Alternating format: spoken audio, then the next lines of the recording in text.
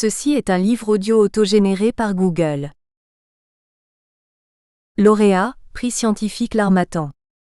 La collection Lauréat, Prix scientifique L'Harmattan publie chaque année les thèses et mémoires de master primés en sciences humaines et sociales, droit, littérature et critique littéraire. Dernière publication. Jérémy Malouard, Les ministres en Révolution, 1789 à 1794, 2021. Laurence Henry, L'éthique à l'épreuve de la rencontre du corps handicapé, 2021. Magali Cécile Bertrand, L'enseignement du yiddish en France. Subjectivité et désir de langue, 2021. Émilie Ponceau Desgorreaux, La diffusion de la préscolarisation en Inde du Sud, 2021. Julie Lavielle, Sociologie des mobilisations pour la mémoire en Colombie, 2021.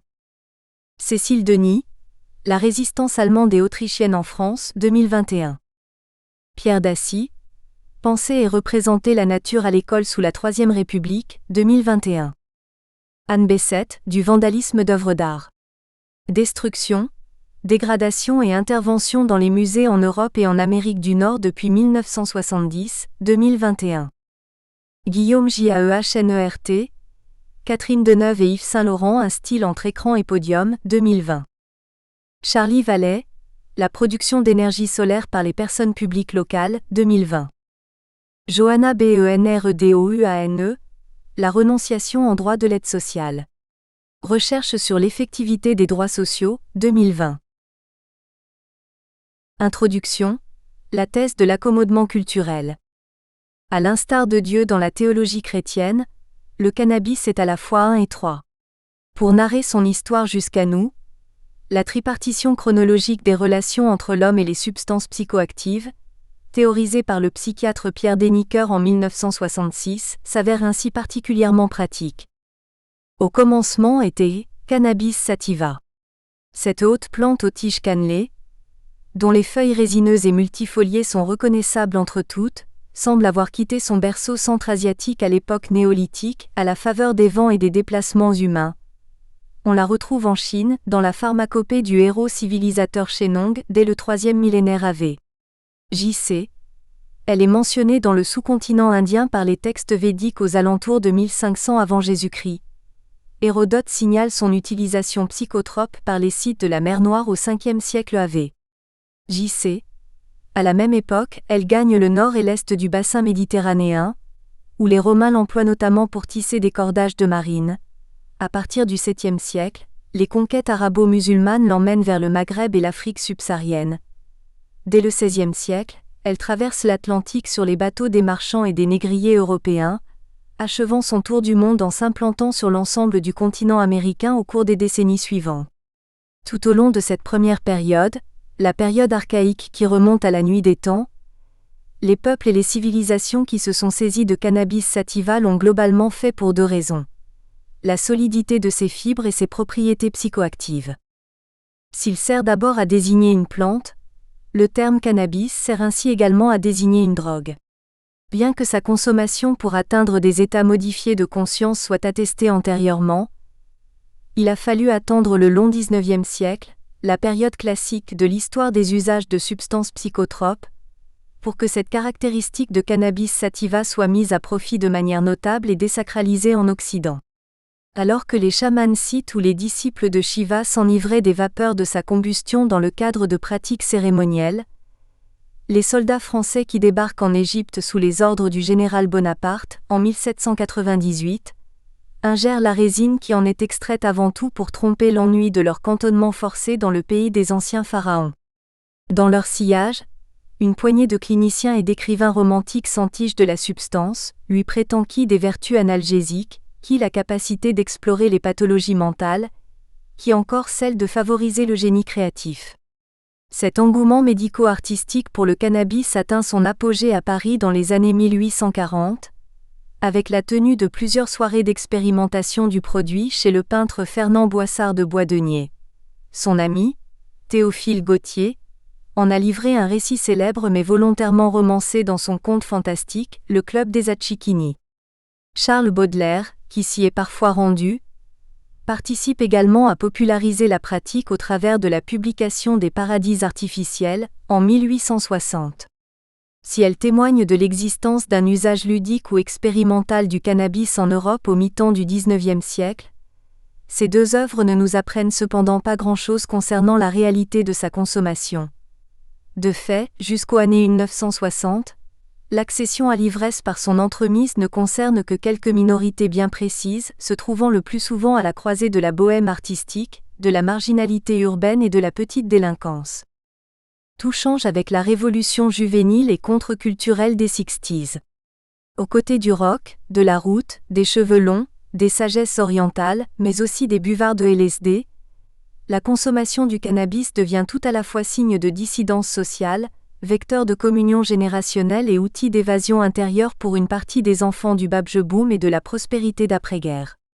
Parti des campus de la côte ouest des États-Unis au début de la décennie, le mouvement atteint la France entre 1969 et 1971, touchant d'abord les étudiants et les petits bourgeois des centres-villes avant de gagner la jeunesse populaire des grands ensembles, dans les années suivantes. Que sait-on au sujet de cette troisième période de l'histoire du produit, la période moderne, pour reprendre le vocable de Pierre Déniqueur dont nous ne sommes toujours pas sortis? Les rares études menées à son sujet font ressortir deux traits saillants. Premièrement, le cannabis y est devenu une drogue d'usage courant, sa prévalence ayant connu une augmentation lente mais continue à partir des années 1960, puis une véritable explosion dans les années 1990. À l'ère de la massification de sa consommation, le joint ne rassemble plus uniquement quelques poignées de déviants ou d'originaux, mais plusieurs centaines de millions d'individus à travers le monde, la grande majorité s'égayant ponctuellement dans ces vapeurs de manière non problématique. Pays le plus consommateur d'Europe, la France compte ainsi depuis une vingtaine d'années près de 500 000 usagers quotidiens et 1,5 million d'usagers réguliers. Deuxièmement, la consommation du produit y est devenue illégale. À partir du tournant des années 1970, la plupart des gouvernements du monde se sont ralliés à la position prohibitionniste américaine en inscrivant l'interdiction de la pratique dans leurs lois. La France n'a pas manqué de suivre le mouvement en adoptant la loi du 31 décembre 1970, qui proscrit la culture, le commerce, l'usage, mais aussi la présentation sous un jour favorable, d'une série de substances psychoactives désignées sous le terme de stupéfiants. À l'ère de la massification de sa consommation, le cannabis a donc acquis son troisième et dernier statut, celui de modificateur de conscience illicite. Le tableau ainsi dressé reste cependant très incomplet. En effet, comment expliquer la forte croissance de la prévalence du produit dans l'Hexagone au cours des dernières décennies, malgré son interdiction? Dit autrement, comment comprendre que le joint soit devenu si banal dans notre environnement et dans notre quotidien alors que sa consommation est illégale? Ou encore, mais l'idée est la même, comment expliquer l'échec patent, documenté et largement reconnu de la loi du 31 décembre 1970 en matière d'usage de cannabis? La réponse à cet angle mort de la recherche en sciences humaines et sociales réside peut-être dans le concept d'accommodement culturel, développé par Howard Parker, Judith Aldridge et Fiona Meacham. Dans Illegal Teaser. The Normalization of Adolescent Recreational Drug Use, les trois sociologues établissent 6 indicateurs pour permettre d'évaluer le degré de normalisation d'un usage de drogue au sein d'une population, soit son accession au périmètre des pratiques considérées comme légitimes par la collectivité. La disponibilité de la substance, ou la facilité qu'il existe de s'en procurer, le nombre de ses expérimentateurs, celui de ses consommateurs, la possibilité que s'accordent ses membres de l'essayer ou de devenir un jour consommateurs, la familiarité cognitive qu'entretiennent ceux-ci avec la substance, même les abstinents, et l'accommodement culturel à son égard, ou l'existence d'un imaginaire collectif attestant de son acceptabilité sociale. À s'en tenir aux 5 premiers, la consommation du cannabis apparaît comme une pratique largement normalisée dans l'Hexagone. Mais qu'en est-il du dernier, celui relatif aux représentations la concernant et finalement, sa place dans notre culture commune? N'avons-nous pas, malgré l'interdit qui pèse sur eux, développé une certaine tolérance à l'égard du joint et de ses effets? Ou pour reprendre le titre de cette introduction, Dans quelle mesure la thèse de l'accommodement culturel permet-elle d'expliquer la relation ambiguë que les Français entretiennent avec le hashish et la marijuana depuis près d'un demi-siècle? C'est pour appréhender cette facette inexplorée de l'histoire contemporaine de la France que nous nous sommes plongés dans la filmographie nationale.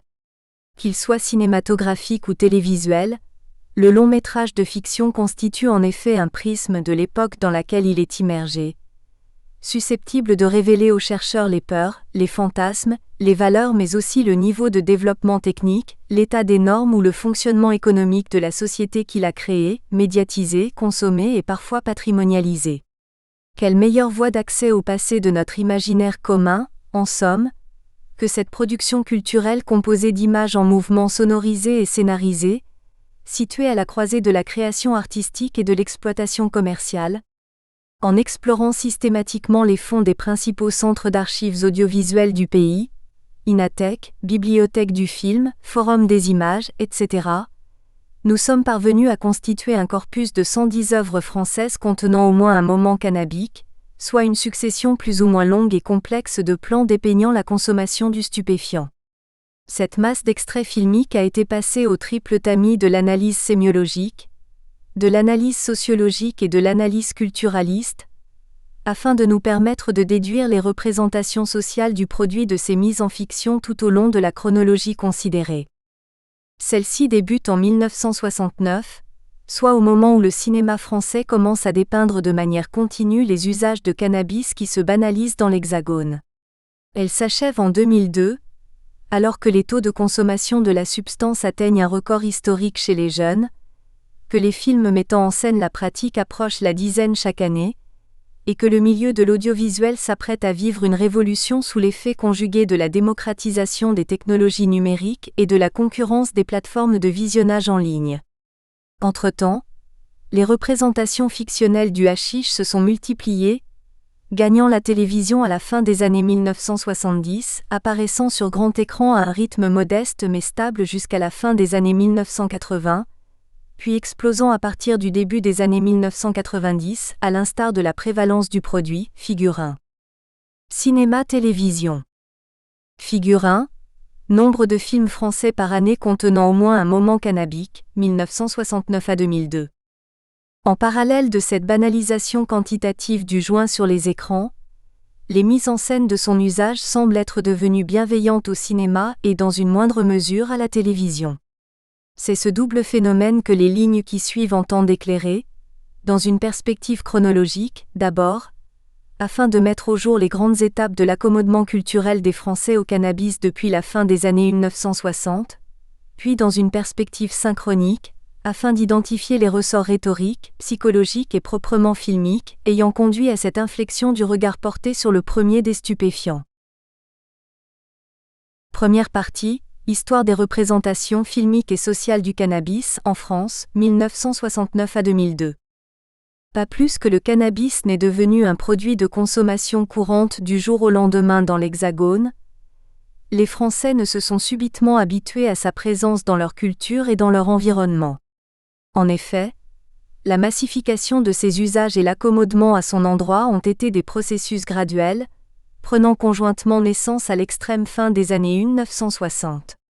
Si le premier a fait l'objet de nombreux travaux de la part des sociologues et des épidémiologistes, le second reste largement inexploré et méconnu, tant des chercheurs que du grand public. En fait d'imaginaire social de la substance, le point de rupture initial se situe en 1969. Comme le prouve l'analyse de la filmographie nationale, cette année a vu émerger un répertoire d'images cinématographiques du cannabis d'une ampleur inédite, et le regard porté sur sa consommation s'adoucir par rapport à un ancien régime des représentations filmiques du produit particulièrement sombre et moralisateur. À partir du milieu des années 1970, la crise économique et ses conséquences sociales ont remplacé la révolution juvénile et la contre-culture hippie dans la cinématographie cannabique. Si le rythme de ces dépictions est resté stable jusqu'au tournant des années 1990, le joint a perdu de son exotisme à l'écran en devenant l'instrument d'agrément quotidien du Français moyen, voire le palliatif à sa morosité. Dans le même temps, la télévision s'est pour la première fois mise à dépeindre son usage, participant à rebours des objectifs prophylactiques qu'elle s'était fixés, à la prise de conscience collective de l'ancrage désormais profond de la pratique dans le pays. La dernière décennie du XXe siècle n'a finalement vu que s'affirmer les dynamiques déjà en germe depuis une vingtaine d'années. À l'instar de sa prévalence, le nombre des mises en fiction tant télévisuelles que cinématographiques du cannabis a explosé au cours de cette période, et les représentations bienveillantes le concernant ont définitivement pris le pas sur celles insistant plutôt sur son caractère toxique, addictif ou illégal. Chapitre 1 L'Ancien régime des représentations, filmiques du cannabis, années 1930 à 1969. Avant 1969, seuls 2 longs-métrages français semblent avoir mis en image la consommation de la marijuana. Il s'agit de Comtesse Hachiche et Radza sur la schnouf. Tournées en noir et blanc, ces productions témoignent d'un état révolu de l'imaginaire collectif du cannabis, car antérieur à l'ère de la massification. Explicitement dénoncée comme un vecteur de déchéance, voire de mort, la substance occupe une place centrale dans les intrigues de ces œuvres pourtant si différentes. Malgré le peu d'informations dont nous disposons à son sujet, la première s'apparente à certains films de propagande sortis aux États-Unis à la même époque, alors que la seconde revêt les caractéristiques typiques du genre policier français des années 1950. Toutes deux jalonnent une même dynamique que viendra bouleverser l'irruption sur la scène de l'histoire de la contre-culture américaine. La lente imposition de la consommation de drogue comme thème et comme motif filmique du cinéma national. Tableau 1. Film français réalisé avant 1969 contenant au moins un moment cannabique. Comtesse Hachiche ou les circulations transatlantiques de l'imaginaire cannabique dans les années 1930. Exhumé par la Cinémathèque française dans les années 1990, Comtesse Hachiche constitue un objet filmique difficilement identifiable. Son réalisateur nous est inconnu, tout comme l'ensemble des membres de son casting. Son titre même est repris d'une simple inscription figurant sur les bobines au moment de leur redécouverte. Apparemment incomplet, probablement jamais exploité, ce long-métrage réalisé dans les années 1930 a dû être restauré avant de faire l'objet d'une unique diffusion publique, en 2006, dans le cadre de la seconde édition des Nuits excentriques, événement cinéphilique co-organisé par la Cinémathèque et le site Nanarland. Malgré ces informations lacunaires, l'œuvre nous intéresse au plus haut point. En plus d'être probablement le premier film français à avoir mis en image la consommation du cannabis, celle-ci affiche de nombreux points communs avec certaines productions américaines de propagande anti-marijuana produites à la même époque. Peut-on pour autant déduire de cette ressemblance et de cette concomitance autre chose qu'un hasard ?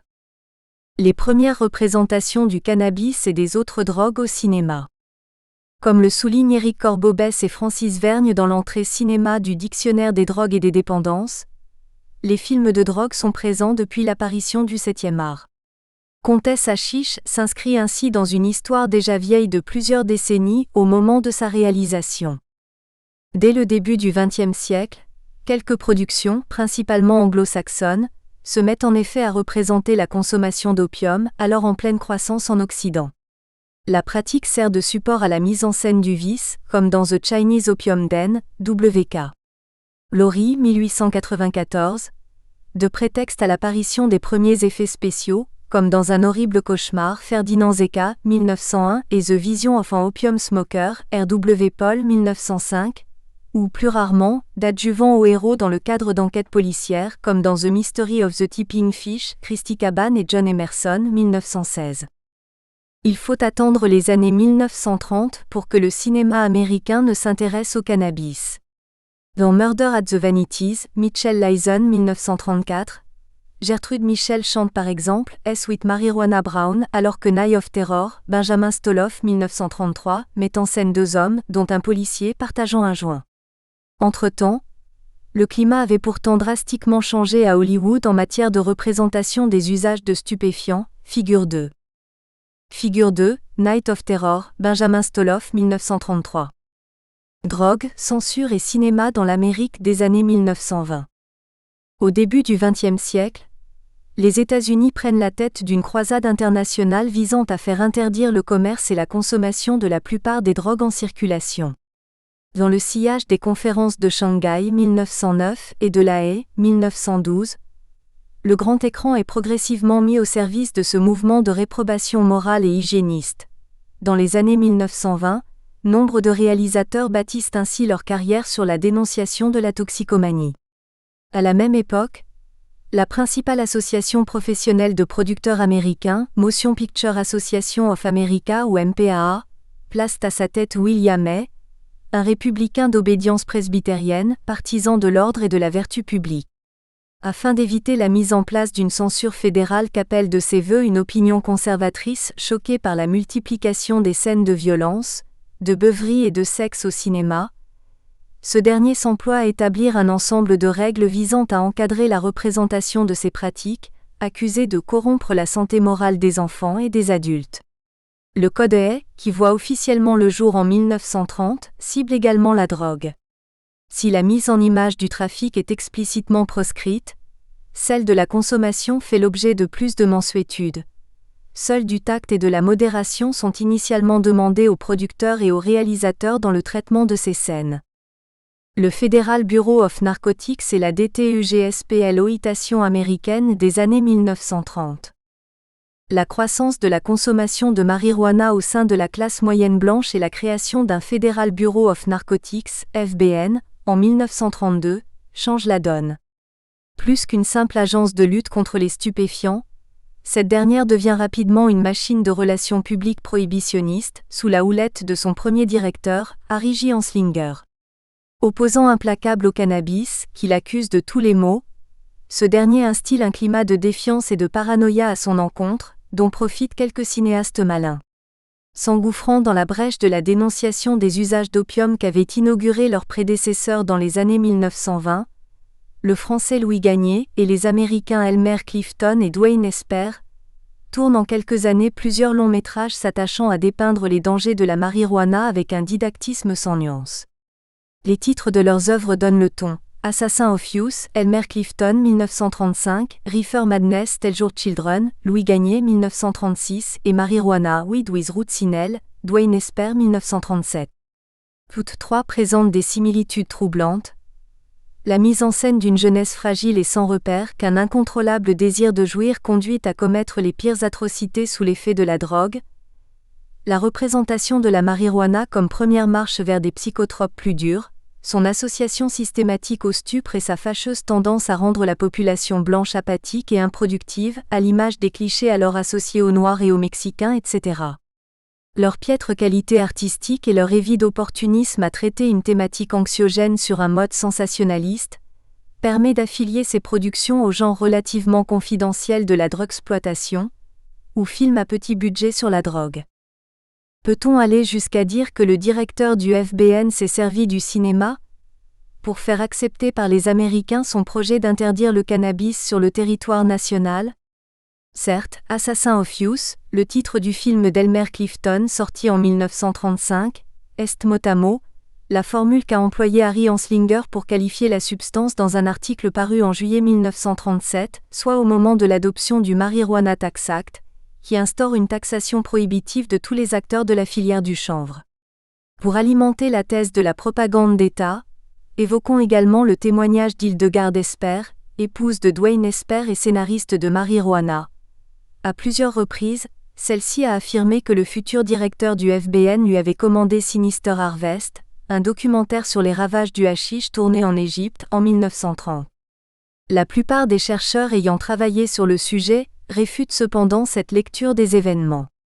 Michael Starks, auteur d'une histoire illustrée de la drogue au cinéma entre 1894 et 1978, affirme ainsi que les œuvres en question ont été réalisées, indépendamment de la volonté d'Anslinger.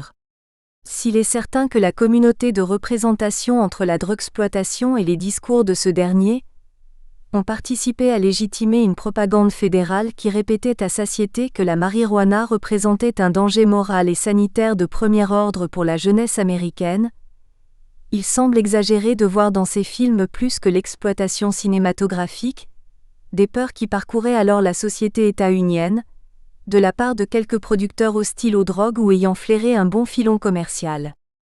L'énigme Comtesse Hashish. C'est dans ce contexte qu'a été réalisé Comtesse Hashish, en France, aux alentours de 1935. Ce long métrage met en scène la descente aux enfers du fier et intègre capitaine Mario qui, après avoir rencontré la comtesse Hachiche, demi-mondaine au charme vénéneux, se retrouve impliqué dans un trafic international de cannabis, dont chacune des étapes est filmée avec minutie à la manière d'un documentaire. La consommation du produit joue un rôle central dans le déroulement de l'intrigue, puisque c'est à cause d'elle que le héros conclut le marché qui le mènera à la mort. Traqué par les douaniers, le capitaine Mario finit noyé dans les eaux de la Méditerranée à l'issue d'une course-poursuite rocambolesque, figure 3. D'avis de critique, l'œuvre est de piètre qualité. Scénario incohérent, jeu d'acteurs affligeant et réalisation maladroite confèrent à ce film un comique puissant, au-delà de tous les critères en usage. Que Comtesse Hachiche soit un nanar nous importe peu. Il est probablement le premier film français à avoir mis en image l'usage de marijuana. D'une manière générale, il a fallu attendre cette époque pour que les drogues apparaissent véritablement dans le cinéma hexagonal. Raymond Bernard est ainsi l'un des précurseurs en la matière. Dès 1930, il filme les prostituées des bas-fonds parisiens prisant de la cocaïne dans Faubourg Montmartre. Dans Escale, Louis Valeret 1934 et La Garçonne Jean de Limur 1935, c'est l'opium qui est pour la première fois mis à l'honneur. Dans le second, sa consommation est dépeinte comme le pire des vices, aux côtés de l'homosexualité féminine. Si l'irruption de ces deux substances sur le grand écran national peut s'expliquer par l'inquiétante progression de leurs usages à l'époque, Comtesse Hachiche reste une énigme. En effet, pourquoi avoir tourné ce film dont la seule intention apparente est d'avertir sur les dangers de la marijuana, alors que sa consommation était quasi inexistante sur le territoire français dans les années 1930 ? Figure 3, Comtesse Hachiche, réalisateur inconnu, année 1930. Nous en sommes ici réduits à des conjectures. Par bien des côtés, l'œuvre s'apparente au film de propagande anti-cannabis produit à la même période aux États-Unis. Même dimension pédagogique, même destin tragique pour le personnage principal, même dépiction caricaturale des effets du hashish, même association de la pratique à la violence et au vice, etc. On peut imaginer qu'un cinéaste français, fin connaisseur du cinéma américain, a désiré adapter une recette qui connaissait un certain succès outre-Atlantique, alors que les stupéfiants commençaient à devenir un thème légitime du 7e art en Europe. Pourquoi pas Louis Gagné, le réalisateur de Reefer Madness 1936, qui a multiplié les allers-retours professionnels entre la France et les États-Unis au cours de sa carrière ? Si l'hypothèse paraît peu crédible au vu de l'amateurisme dont fait montre sa réalisation, Comtesse Hachiche témoigne néanmoins d'une circulation transatlantique de l'imaginaire du produit bien antérieure aux années 1960. En effet, au-delà de son involontaire bouffonnerie, la dimension hors sol de ce long-métrage ne laisse pas de surprendre. Les représentations du cannabis qu'il recèle ne correspondent ni à la prévalence du produit ni à la place dans le débat public qu'il occupait alors dans la France des années 1930. Cette première production cannabique s'apparente ainsi à un greffon états-unien artificiellement implanté sur le corps de la filmographie nationale. D'où, peut-être, son inachèvement avant exploitation et sa disparition de la mémoire cinéphilique française. Razzia sur la schnouf ou l'inertie des représentations cannabiques dans la France du premier XXe siècle. On sait plus de choses concernant Razzia sur la schnouf, réalisé par Henri Decoing en 1955. Contrairement à Comtesse Hachiche, ce polar a connu un véritable succès, puisqu'il a réuni plus de 2 millions de spectateurs au moment de sa sortie en salle. Il met en scène Jean Gabin, dit le Nantais, véritable boussole morale évoluant dans le monde interlope des trafiquants et des consommateurs de stupéfiants. De la morphine à l'opium en passant par la cocaïne, tous les psychotropes en circulation dans le Paris d'après-guerre y sont représentés. En ce sens, l'œuvre s'intègre à une dynamique plus vaste de retour à l'écran des drogues dans les filmographies d'abord américaines puis françaises. S'il entretient des liens avec son unique prédécesseur dans la manière de traiter l'usage de marijuana, Razzia sur la schnouf témoigne surtout de l'inertie de l'imaginaire national du produit tout au long du premier XXe siècle. Cinéma, cannabis et autres drogues dans les États-Unis d'après-guerre. La dénonciation cinématographique des usages de drogue, qui avait caractérisé les années 1930 aux États-Unis, a tendance à s'essouffler avec l'éclatement de la Seconde Guerre mondiale. Il serait cependant erroné de croire que les liens qui s'étaient tissés entre Hollywood et le FBN se délitent alors totalement. La réalisation d'un film de propagande anti-opium comme To the Ends of the Earth, Robert Stevenson, 1948, montre la persistance d'une convergence d'intérêts, sinon de vues, entre certains réalisateurs, les censeurs et les acteurs de la lutte contre les stupéfiants dans les années qui suivent la guerre. Malgré son assouplissement en matière de représentation du trafic, à partir de 1946, le Codet continue ainsi de jouer son rôle de système d'autocensure, jusqu'au milieu de la décennie suivante. Il faut attendre le milieu des années 1950 pour Q', une poignée de cinéastes réformateurs commence à militer en faveur d'une expression émancipée, en matière de drogue. À l'opium et à la marijuana succède ainsi l'héroïne qui, après avoir été l'apanage des jagimens noirs, se répand au sein de la classe moyenne blanche.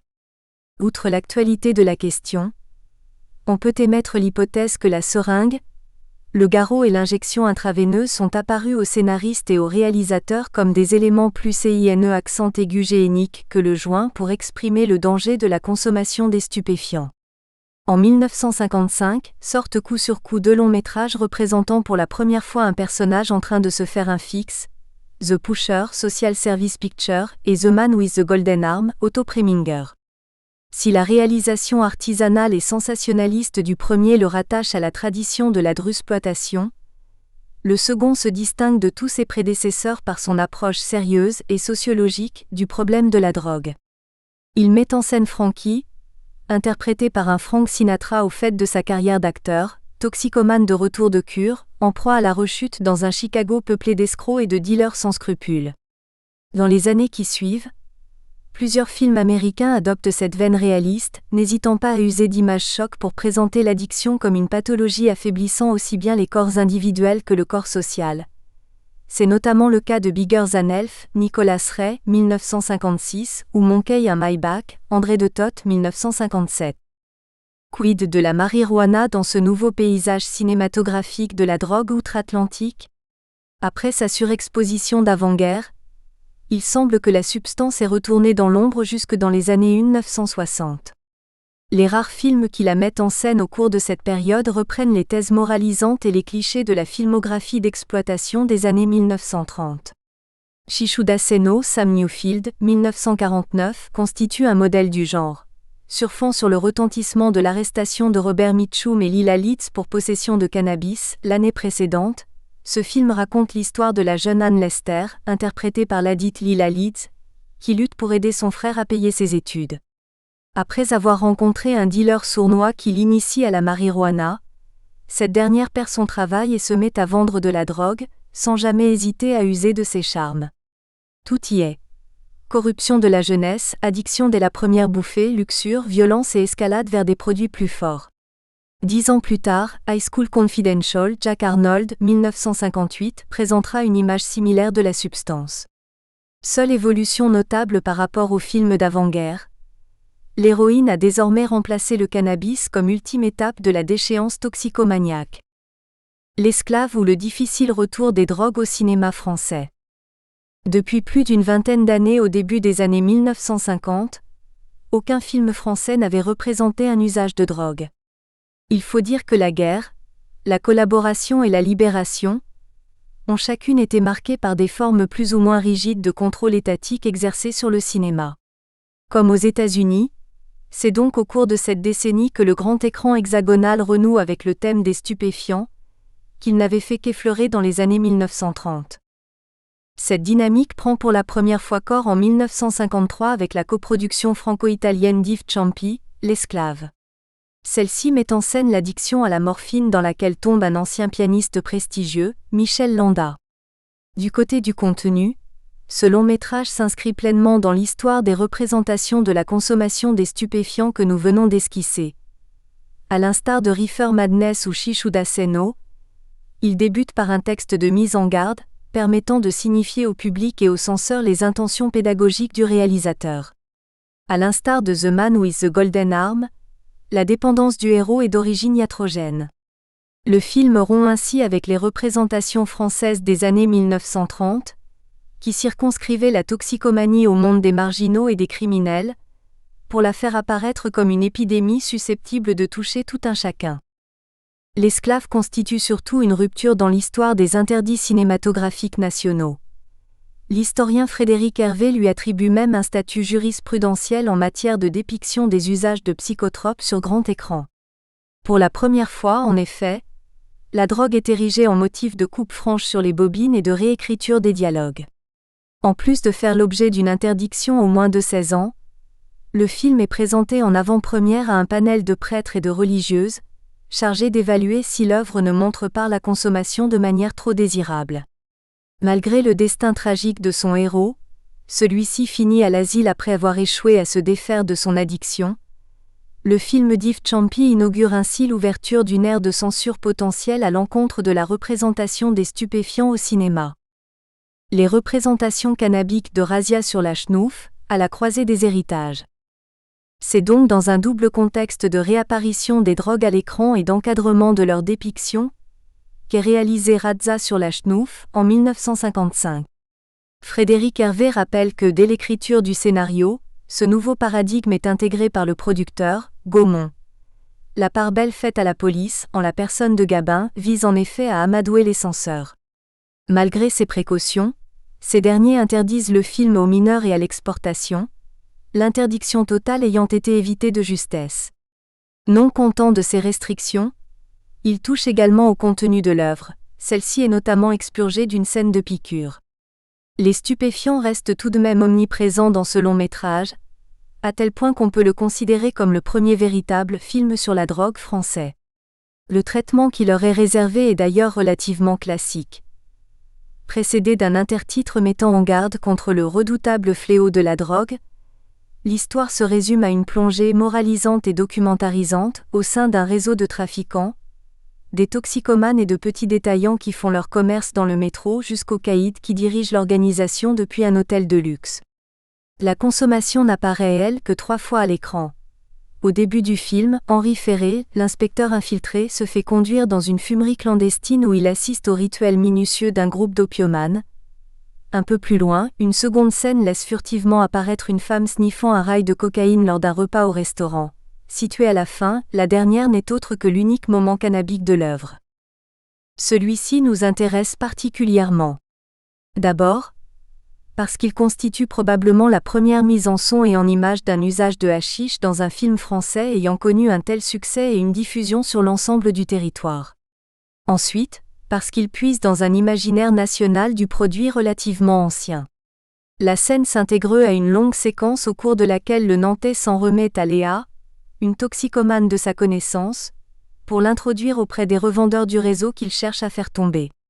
Après l'avoir traînée aux 4 coins de Paris à la recherche de drogue, celle-ci conduit l'enquêteur dans un bar clandestin de Montparnasse, fréquenté par des Noirs.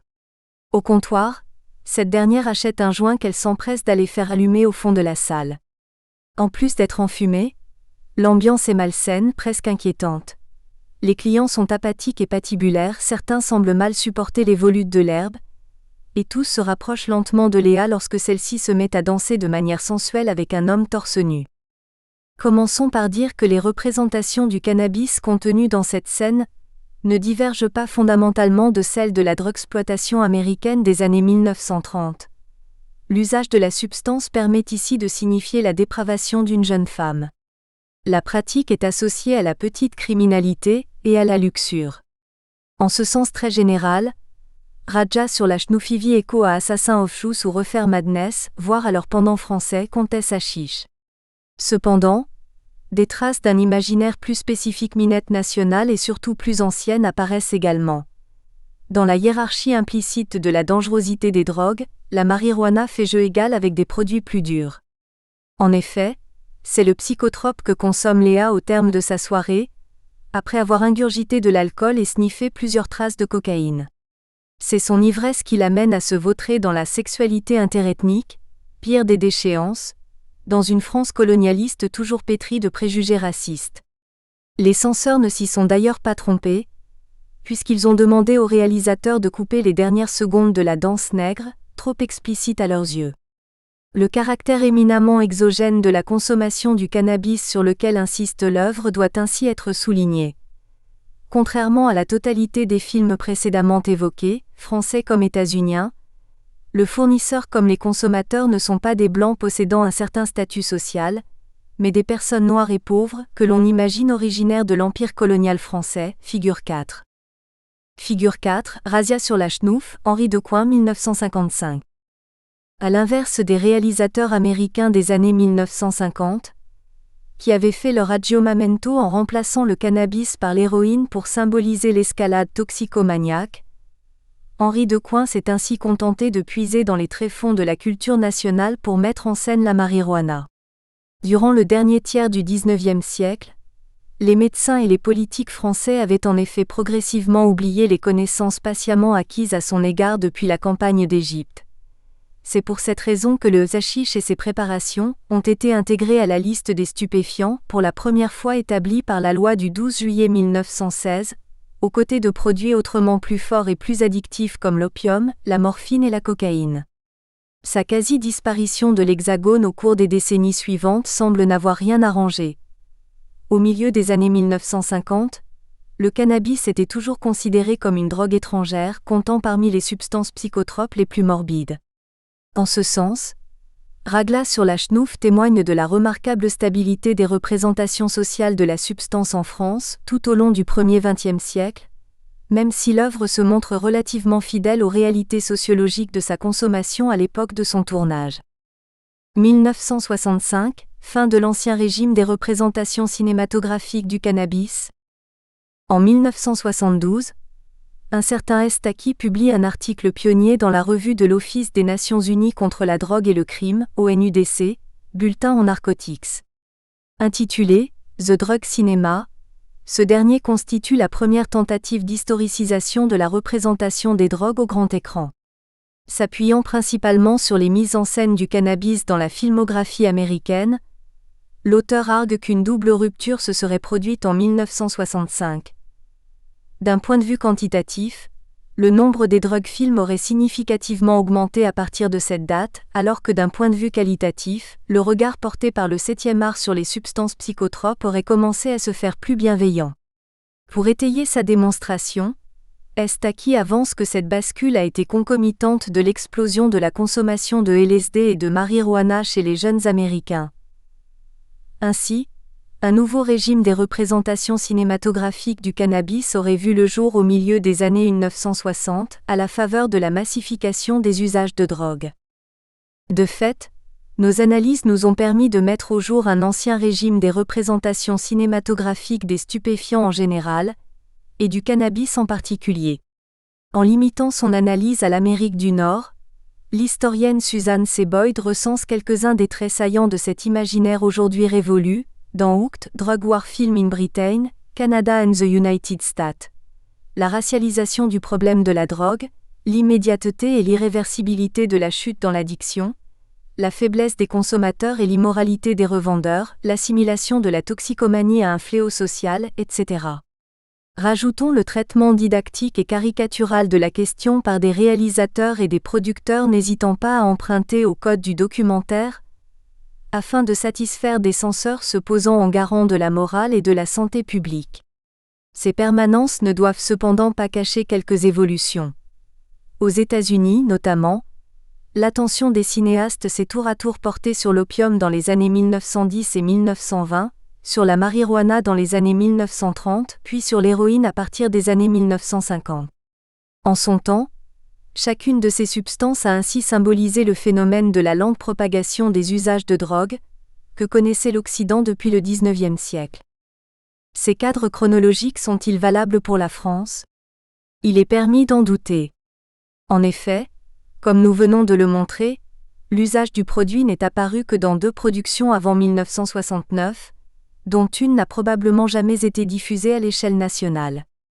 Excepté la mise en garde exprimée à l'encontre de la pratique, il est d'ailleurs difficile de trouver des points communs entre l'imaginaire cannabique de Comtesse Hashish et celui de Razzia sur la Schnouf. Tout au plus peut-on dire que la probable pénétration d'influences américaines dès les années 1930, dont témoigne le premier, n'a pas balayé le socle ancien et bien ancré des représentations proprement françaises du produit, qu'est venu remettre au goût du jour le second. Dans les années 1952, lorsqu'ils n'ignoraient pas tout bonnement son existence, les Français continuaient ainsi à considérer la marijuana comme une drogue étrangère et particulièrement dangereuse, consommée par quelques coloniaux vivant à la frontière de la marginalité sociale et de la petite criminalité. Dans ces conditions, la date de 1965, brandie par Estaki comme point d'inflexion, n'a que peu de sens dans l'histoire nationale. Le hashish, comme les autres drogues du reste, est resté un motif tout à fait anecdotique du cinéma français, quelques années encore après les débuts de la massification aux États-Unis. Il a fallu attendre que le phénomène touche l'Hexagone, en 1969, pour que n'émerge une véritable filmographie cannabique dans le pays. Chapitre 2, le choc initial, cannabis et contre-culture, 1969 à 1974. Que ce soit à partir de 1965, comme l'affirme Estaki en se fondant sur une filmographie essentiellement anglo-saxonne, 1967 comme l'avance Frédéric Hervé sans en apporter la preuve, ou 1969 comme nous allons le démontrer pour le cas particulier de la France, quelque chose a bel et bien changé dans la manière de représenter la consommation des stupéfiants sur le second versant des 60s. Pour Éric Corbobès et Francis Vergne, l'avènement du LSD et du mouvement beat a déclenché une véritable mode pour les produits psychoactifs.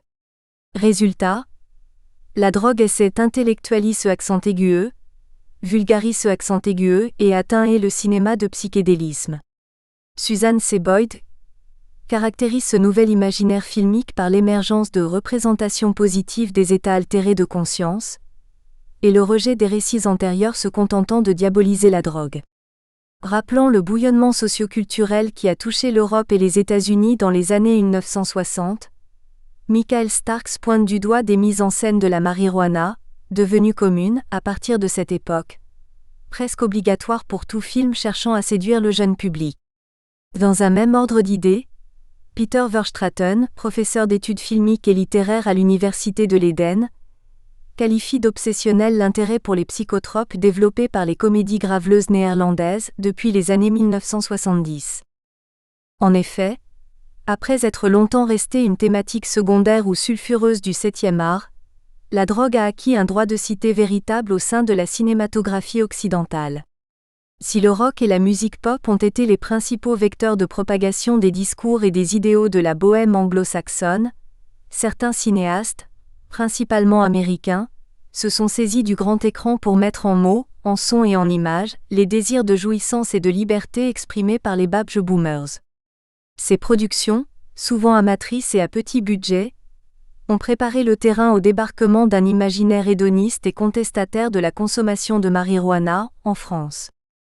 La banalisation des stupéfiants dans la cinématographie nationale s'est faite dans un contexte, à un rythme et selon des modalités différentes.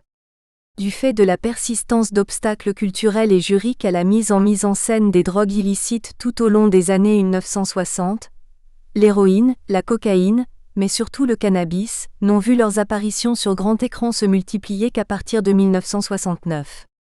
Au cours des 5 années suivantes, près d'une quinzaine de longs-métrages français s'est tout de même essayé à la représentation de 59 hashichins, dans le cadre de 24 moments cannabiques, dont la durée cumulée dépasse les 45 minutes. Bien que susceptibles de revêtir des fonctions et des significations différentes à l'écran, ces extraits filmiques trouvent leur unité dans le regard ambivalent posé sur la pratique. À la mise en garde sans nuance de Comtesse Hashish et Razia sur la schnouf, a succédé une curiosité certaine pour ce nouvel attribut de la contre-culture qui déferlait sur l'Hexagone. Les cinéastes, pour la plupart installés de longue date dans la profession et éloignés de l'effervescence adolescente qui ébranlait alors la France, ont ainsi mis en scène les expérimentations et les excès psychotropes d'une jeunesse en rupture de banc. Signifiant filmique de la révolution des mœurs, le joint a parfois été montré comme un vecteur possible de bonheur, en tout cas de convivialité, de plaisir individuel et de bien-être passager.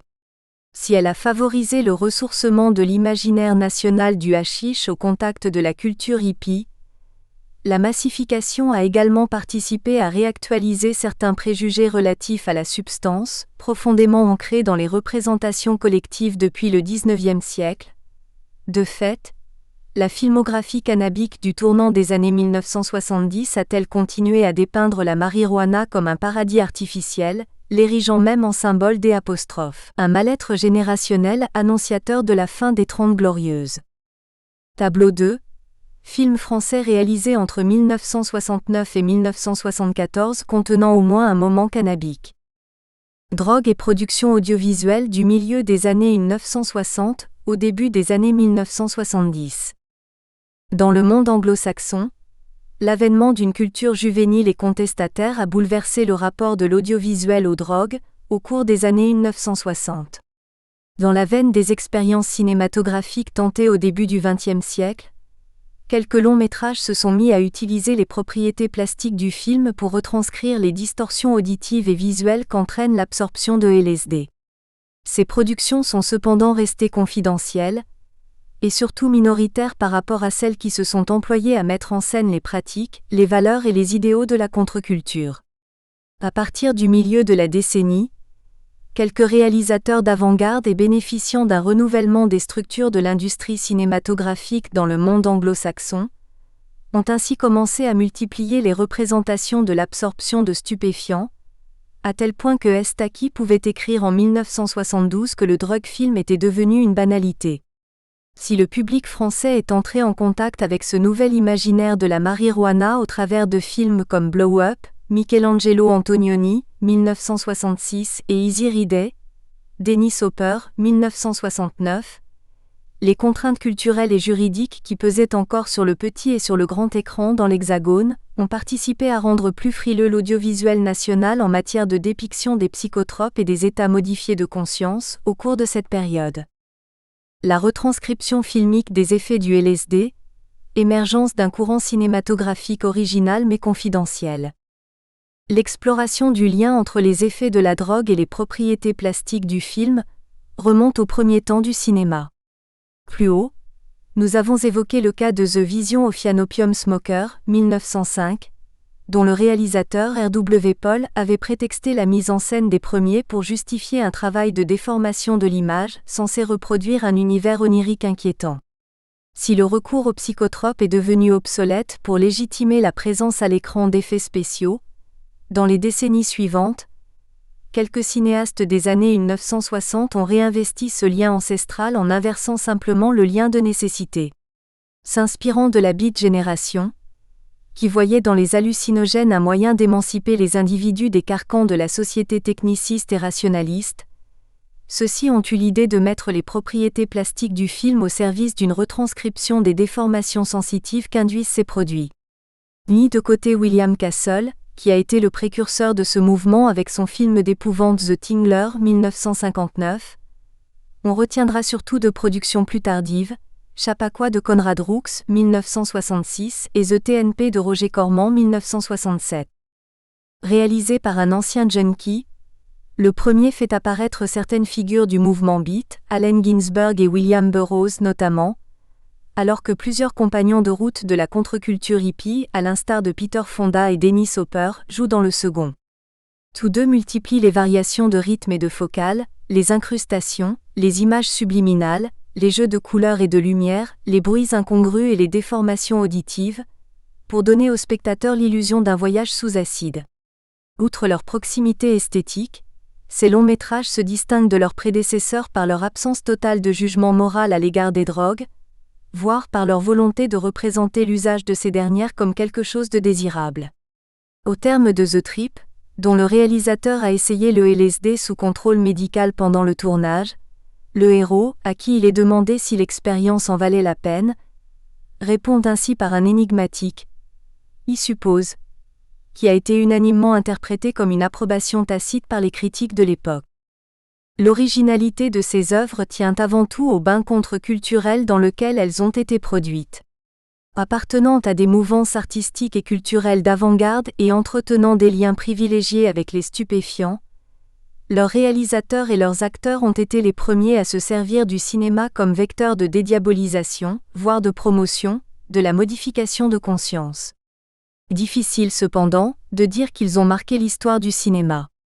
Au cours de cette période, ce sont des longs métrages ne traitant pas directement de la consommation de psychotropes, comme Yellow Submarine, George Dunning, 1968, ou 2001, L'Odyssée de l'espace, Stanley Kubrick, 1968, qui ont permis à l'esthétique psychédélique de gagner ses lettres de noblesse sur grand écran.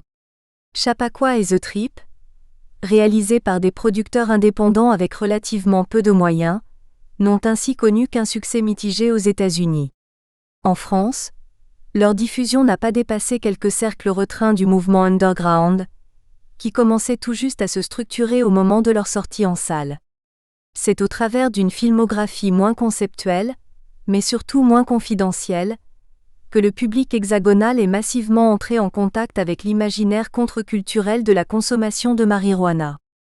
De blow-up à Easy Ridey, démocratisation et succès de la consommation contre-culturelle de cannabis dans le cinéma anglo-saxon.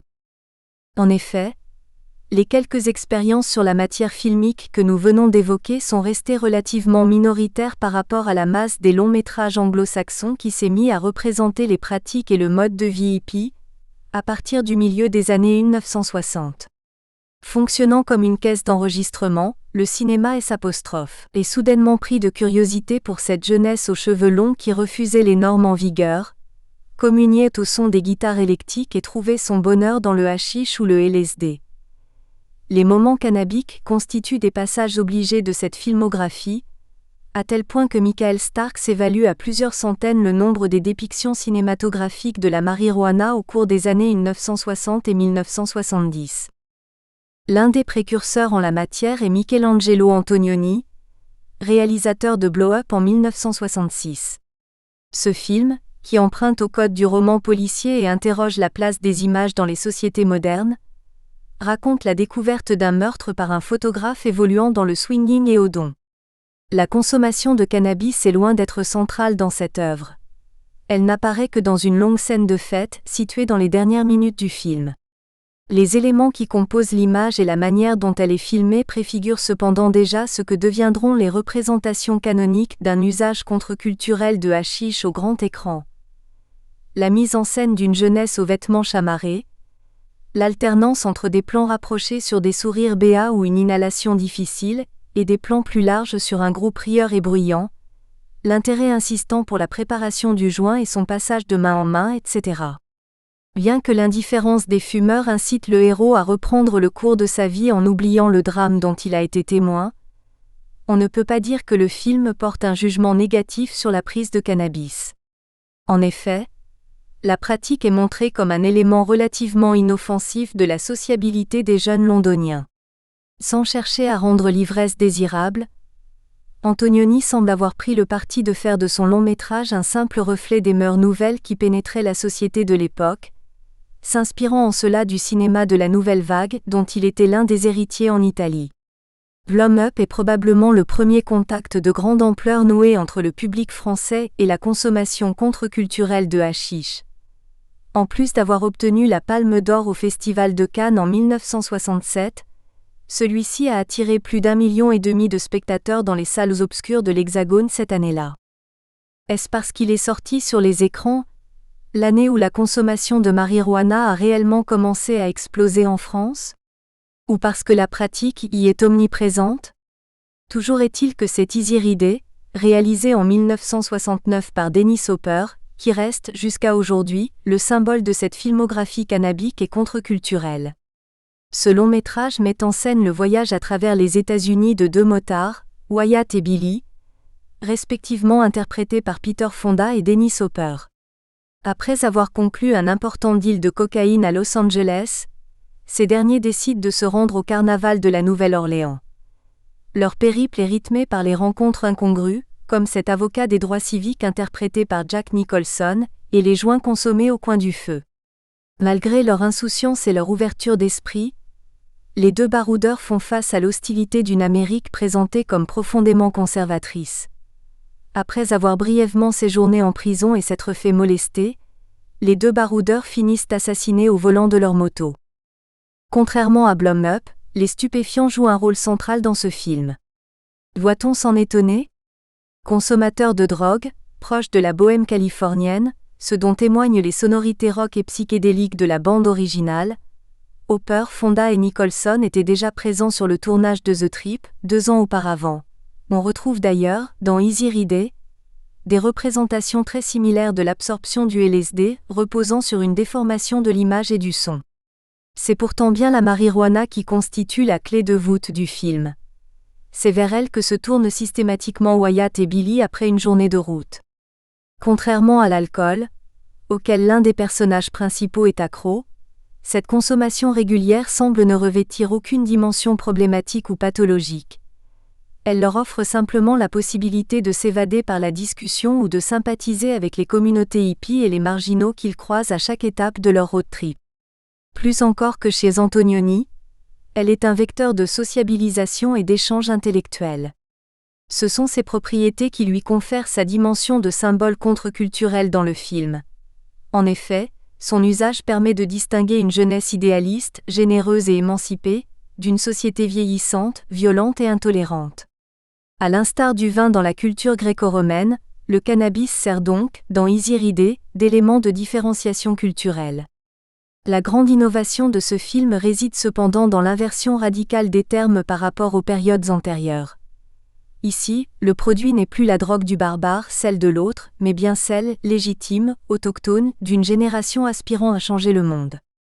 Pour la première fois dans l'histoire du cinéma, un long-métrage à succès faisait ouvertement l'apologie de la marijuana.